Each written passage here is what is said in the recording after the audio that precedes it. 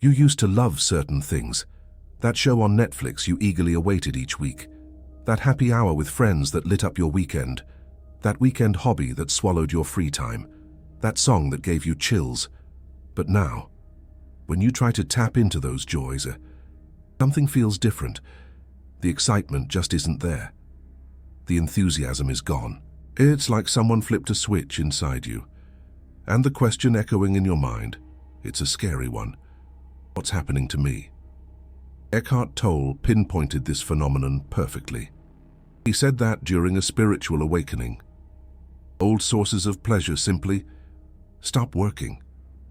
Not because something is wrong with you, but because something is profoundly right.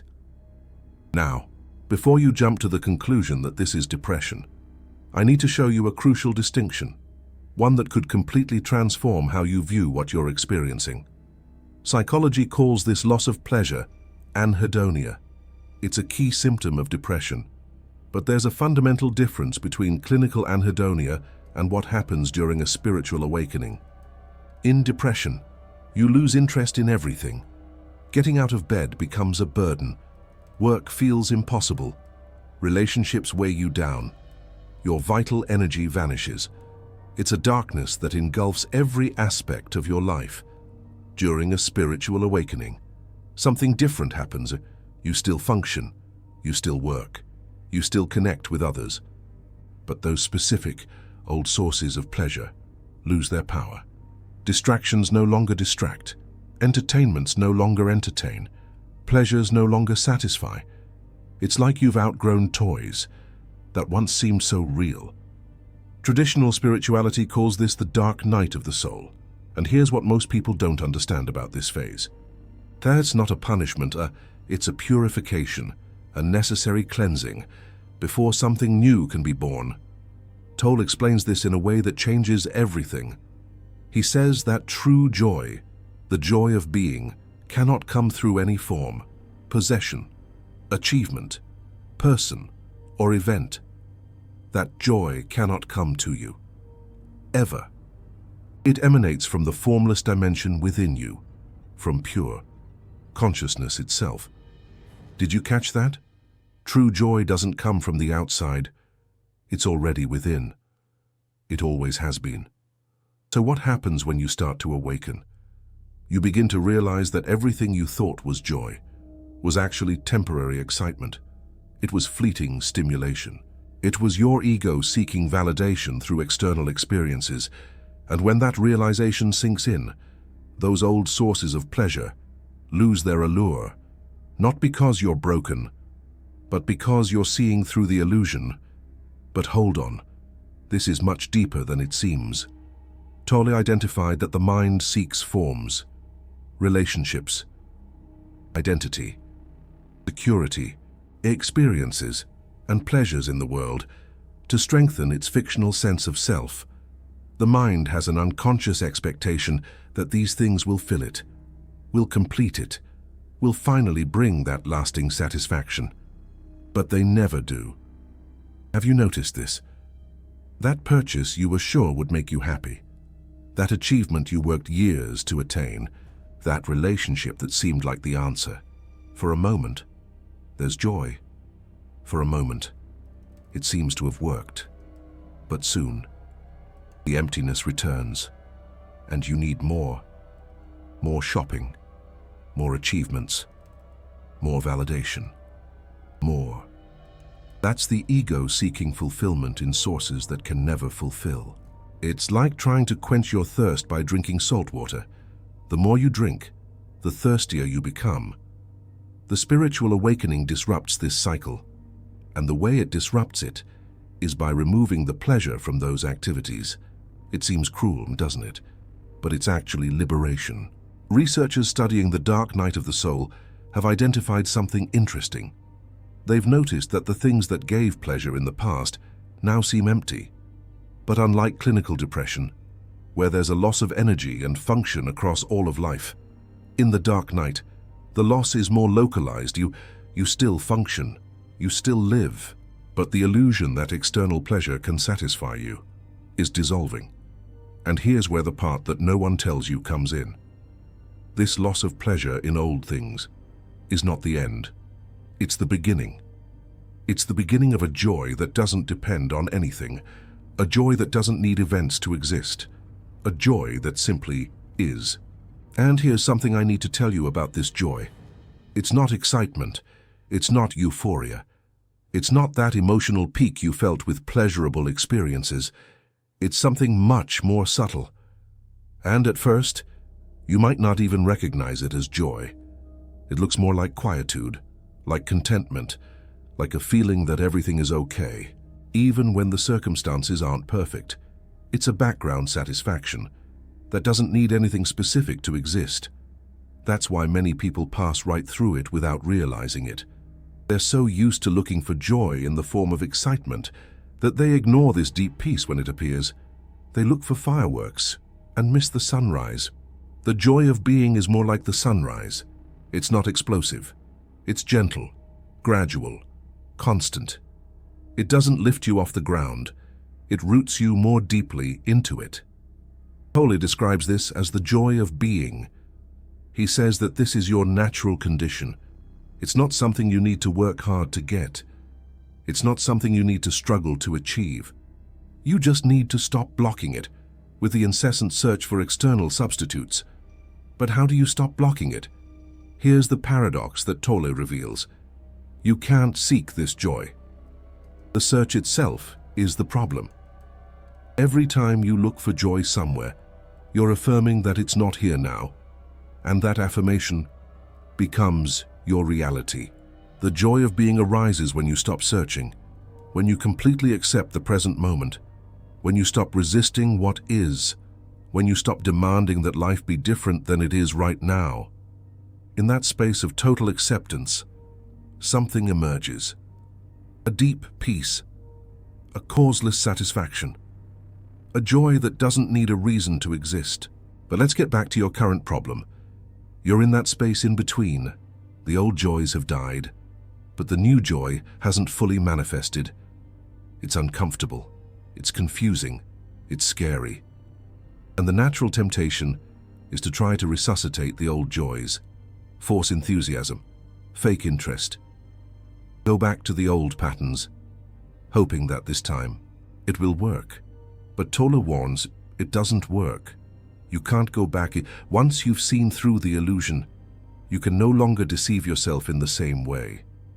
The only way out is through. And that's harder than it seems. Because every fiber of your being wants to return to the comfort of the known, wants to rediscover that familiar sensation of satisfaction. Damn it, that return is impossible. Once your eyes have opened, they can never fully close again.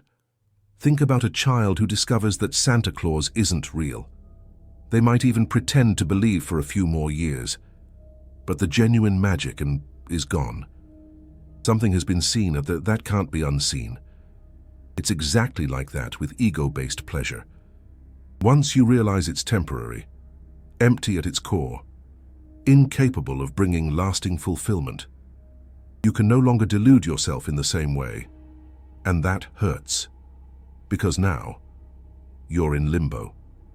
The old way doesn't work anymore, and the new way hasn't fully arrived yet. Let me show you what's really happening on a deeper level. The ego is the part of you that identifies with thoughts, possessions, status, relationships, and experiences. The ego constantly needs fuel to exist, and the ego's preferred fuel is pleasure, not just any pleasure. Pleasure that comes from outside, pleasure that validates your identity, pleasure that makes you feel special, important, successful. When you begin to awaken, the consciousness that you really are starts to disidentify from the ego. And when that happens, the ego loses power. It can no longer extract the same energy from external experiences. That's why nothing brings you joy in the same way. The ego is dying, and it won't go down without a fight. That feeling of emptiness you're experiencing, that's the ego trying to scare you back into your old patterns. It's saying, look how you are without me. Look how grey life is without the pleasures I used to get for you. But that's a lie. What seems like emptiness is actually space. Space for something much bigger to emerge. Space for true joy. For that doesn't depend on anything. Eckhart Tolle spent almost 2 years after his awakening, sitting on park benches, in a state of intense joy. He didn't need anything. He wasn't doing anything, just existing. And the joy was there. Not because he achieved something, but because he stopped blocking what was always present. But this raises an important question. How long does this transition phase last? How long will you be in this limbo, where nothing brings joy, and the joy of being hasn't yet manifested? The honest answer is, it varies. For some people, it's months. For others, years.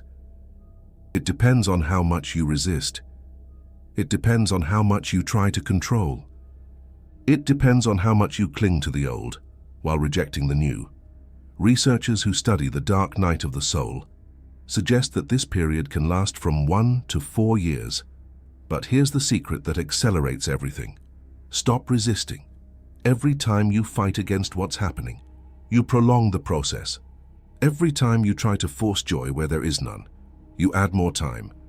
Every time you judge yourself for not being happy, you create more obstacles. The transition completes faster when you allow it to happen, when you stop interfering, when you say, yes, the old joys have died, and that's okay. This acceptance isn't passive resignation. It's active participation in your own transformation. It's cooperating with the process instead of fighting against it. Now let me give you something practical. The first thing you need to do is stop judging yourself for this experience. You're not broken. You're not depressed. You're not regressing. You're in one of the most important phases of spiritual evolution, the phase where the false dissolves so that the true can emerge. The second thing is, stop trying to force joy. When you realize that something no longer brings you pleasure, don't force it.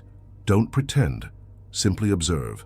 Say to yourself, interesting, this used to bring me joy, but it doesn't anymore. No judgment. No resistance, just observation. This neutral observation is exactly what allows the transition to happen. Resisting prolongs the process. Accepting accelerates it. The third thing is, start paying attention to moments of unexplainable peace. Even in this transition phase, there are moments where a quietness arises, moments where you're not seeking anything, and a subtle contentment appears, moments where the present feels sufficient. These moments are glimpses of what's to come.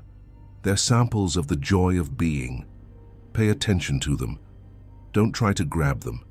Just notice when they happen. Over time, these moments expand. What was the exception becomes the rule. What was a glimpse becomes the foundation. The fourth thing is, understand that pleasure doesn't disappear completely. Tolle makes it clear that after awakening, you can still appreciate pleasurable experiences. You can still enjoy good food, good music, good company. The difference is, you no longer depend on these experiences for your happiness. Before, you needed these experiences. Without them, you felt incomplete.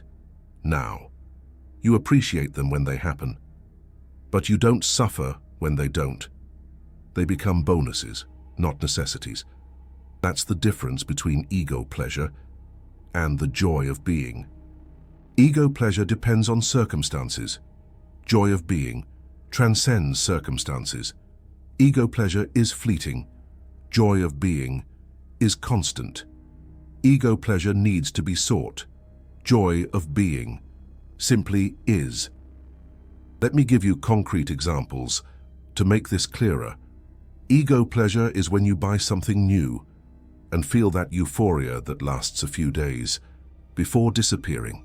Joy of being is when you look out the window for no reason and feel a profound peace. Ego pleasure is when you receive a compliment and feel good about yourself.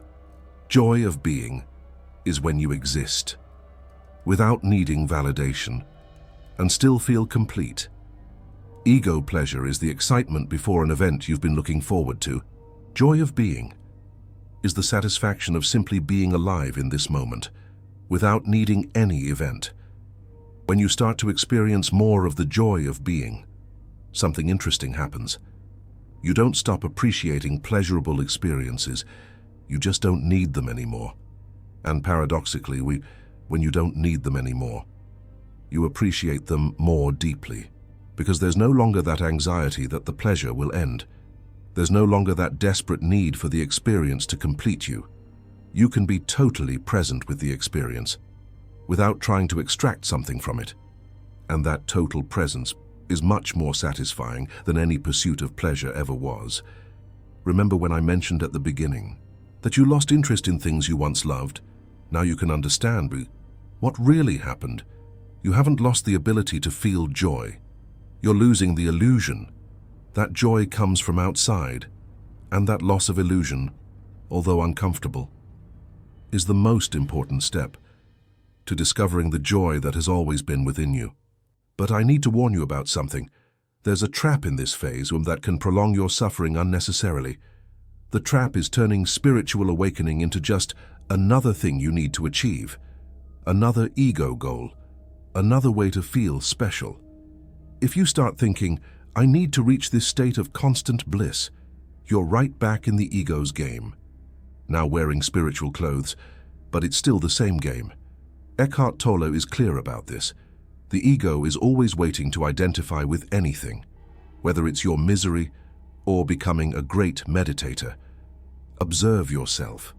When you think about your current state, is there a part of you that wants to become the evolved person who has overcome the dark night of the soul? That wants to be the example of a successful transformation. That imagines the day when you can say, I went through it, and I conquered it. That part is the ego, still trying to survive, still seeking identity. Now, through a spiritual narrative, the joy of being has no narrative, no story of overcoming, no before and after. It simply is, always was, always will be. The joy of being isn't something you achieve, it's something you allow. It's not conquest, it's surrender. It's not doing, it's stopping the doing. This goes against everything society has taught. We've been programmed to achieve, to conquer, to do more, have more, be more. The idea that the greatest fulfillment comes from stopping trying seems absurd, but that's exactly how it works. The more you try to achieve peace, the more agitated you become. The more you seek joy, the more it escapes you. The more you strive to be present, the more you're in the future. It's the central paradox of spiritual awakening. And understanding it is crucial for getting through this phase. And that leads me to the most liberating truth of all. You don't need to do anything to find this joy. It's already here, always has been. The only obstacle is the mind that keeps looking somewhere else. When you stop searching, it appears. When you accept the moment completely, it emerges. When you give up on improving the now, it reveals itself. It's that simple, and it's that difficult. Simple because it requires no effort. Difficult because the ego doesn't know how to exist without effort. What you're experiencing now, this phase where nothing brings you joy anymore, is the preparation. The ego is losing its sources of energy. Its anchors are being removed. Its footholds are disappearing. And when there are no external footholds left, you'll discover something surprising. You didn't need any of them. The joy you sought in that show on Netflix, in that happy hour with friends, in that weekend hobby, in achievements, was always available without any of those things. You just couldn't see it because you were too busy searching, too distracted looking outside for what was always here, inside. Eckhart Tolle describes that after his spiritual awakening, a subterranean current of peace remained. That never left him again. Sometimes this peace is very strong and almost palpable. Other times it's in the background, like a distant melody. But it's always there, this peace, or This joy of being is your birthright. It's not something you need to deserve. It's not something you need to conquer. It's what you are when you stop trying to be something else. If this content is helping you understand what you're going through, consider supporting this work through Super Thanks. Each contribution allows us to continue bringing truths that few have the courage to reveal. You're not just supporting a channel. You're affirming that depth matters more than superficiality. Now, let me give you an exercise to practice today. Choose an activity that used to bring you joy, but doesn't anymore. It could be watching something. It could be a hobby. It could be meeting someone. Do that activity, but this time, do it differently. Don't do it expecting to feel pleasure. Do it observing your experience without judgment. Note the sensations in your body. Note the thoughts that arise. Note the absence of emotion, where there used to be emotion. And then, simply accept. Don't resist the emptiness. Don't try to force something. Just be present with what is, in that total presence. Without searching, without expectation, something may arise. A quietness, a peace, a subtle contentment that doesn't depend on the activity working. It may be so subtle, you almost miss it. It may seem insignificant compared to the intense emotions you were seeking before. But don't underestimate this subtlety. It's the seed of something much bigger. Eckhart Tolle talks about how the mind wants dramatic experiences, wants ecstasy, wants enlightenment with fireworks. But true transformation usually happens silently, without fanfare, without announcement. One day you simply realize that something has changed. That peace is more present, that the searching has diminished, that the present moment seems sufficient more often than it used to. Don't expect dramatic revelations. Expect subtle changes that accumulate. Expect the gradual to become gradually stronger. Expect the exception to become the rule, without you noticing exactly when it happened. This is the beginning. This is the first taste of the joy of being. And with practice, with patience, with acceptance, that taste expands until one day you realize that you don't need anything to be happy, that happiness is your nature, that you always were. What you were searching for, the journey you're on to, isn't loss, it's discovery. It's not an end, it's a beginning. It's not death, it's rebirth. The old joys need to die so that true joy can be born. The ego needs to lose its sources so that you discover the source that never dries up. It's a fair trade. Even if it doesn't feel like it right now, trust the process. Even when it seems dark, even when it seems empty, especially when it seems like nothing makes sense, that emptiness is the womb of something much greater. That darkness precedes the dawn. That death precedes the resurrection. And if you're wondering how you'll know when the transition is complete, here are the signs. You'll know you've arrived when you no longer need confirmation that you've arrived. When the question, "Am I still in the dark night?" ceases to matter. When you stop measuring your spiritual progress, you'll know when moments of peace for no reason become more frequent than moments of anxious searching. When acceptance of what is becomes more natural than resistance. When you look at pleasurable experiences with gratitude instead of need, you'll know when you can be present in any situation without needing it to be different. When joy arises, not because something good happened, but simply because you are alive. These signs don't come all at once. They appear gradually. First, as rare exceptions. Then, as frequent visitors. Finally, as constant companions. And you are exactly where you need to be in this process. It doesn't matter how dark it seems now. It doesn't matter how empty. Darkness isn't forever. The emptiness you feel isn't your final sentence. They're passages. They're portals. Necessary transitions, each and every one. On the other side exists something beyond words, a peace that surpasses all understanding, a joy that needs absolutely no reason, a deep contentment that isn't dependent on anything external. And that is your inheritance, your true nature, what you've always been, even before you got lost in the relentless pursuit of external fulfillment. Remember, Eckhart Tolle teaches us this. The journey back home, to yourself, may seem long, but the truth is, you never really left. You simply forgot where you were, and now you're remembering. And every single moment of difficulty during this phase is a part of that remembering. Every moment of emptiness is the space opening up within you. Every moment where nothing brings you joy is an invitation, a beckoning, to uncover the joy that needs nothing at all. You're not lost, my friend. You're actually being found, not by someone outside of yourself, but by yourself, by the very consciousness that you truly are, and you're exactly where you need to be right now. Now tell me in the comments below, when did you first realize that the old things, that show on Netflix, that happy hour with friends, that weekend hobby, that song that gave you chills, just weren't bringing you joy anymore? What did you think was happening to you then and now? After watching this video, how do you see that experience differently? Share your journey. You are absolutely not alone in this. I'll be responding to your comments over the next couple of hours. Let's talk.